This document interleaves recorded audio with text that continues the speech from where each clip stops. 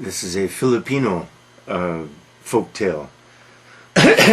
Often in folk tales, the poor girl, Snow White, Cinderella, marries a prince, and in this case, the roles are reversed.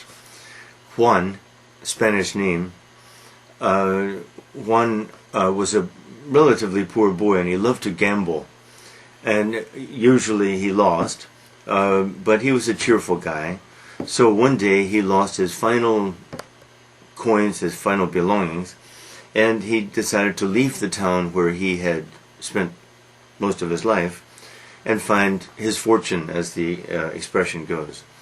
So he went walking down the road cheerfully. He saw something gleaming. He went over and picked it up. It was a sentavo, a little coin, and he felt his luck change already.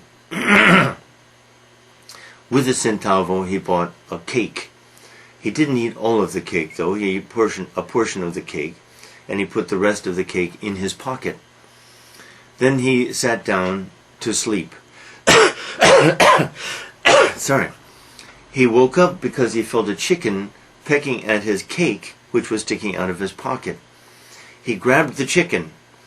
The owner of the chicken said, "Hey, let that chicken go. That's my chicken." "I'm sorry, the chicken ate my cake. My cake is inside the chicken, therefore the chicken is mine." The owner of the chicken didn't know what to say, and so Juan had a chicken now, and still part of his cake. He went walking down the road again. This time he lay down to sleep again, and a dog came and attacked and ate his chicken.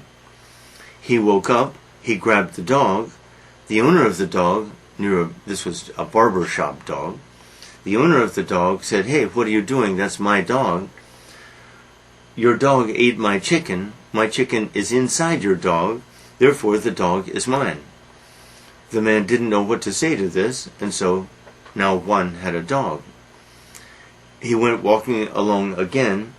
This time he tied the dog to a iron gate that surrounded a house and slept again.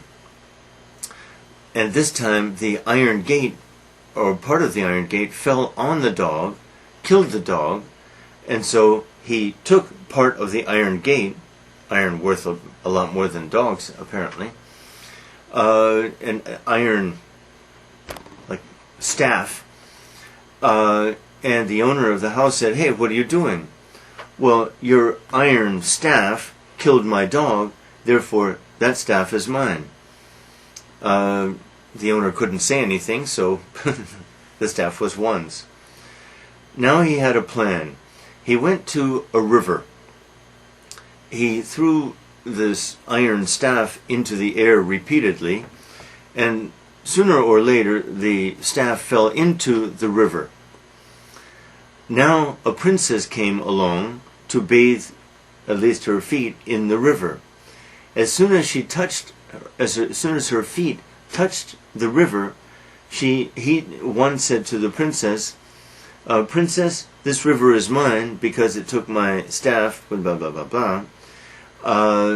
Therefore, I think you are mine too." The princess didn't know what to say.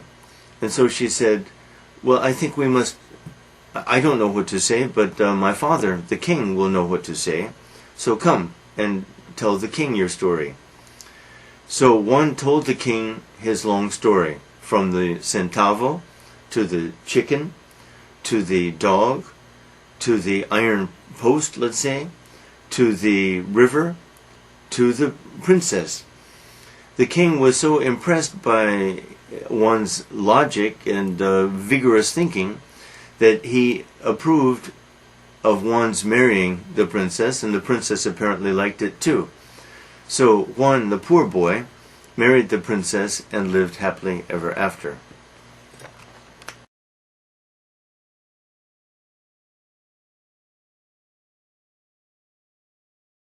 Number 3.